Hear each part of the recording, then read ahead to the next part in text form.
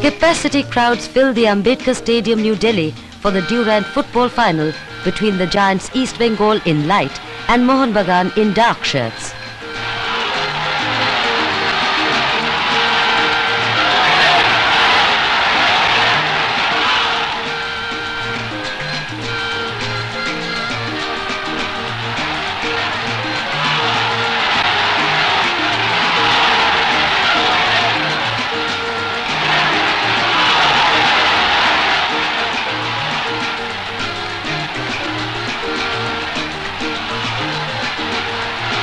The match, however, fails to come up to expectations.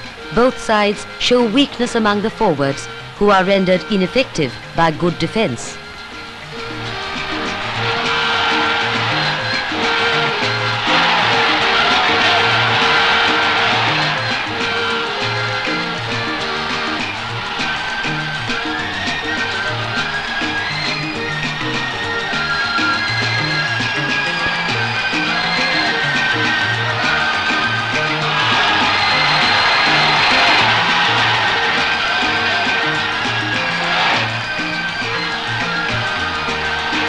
Mohun Bagan and East Bengal are declared joint winners as the match ends in a goalless draw.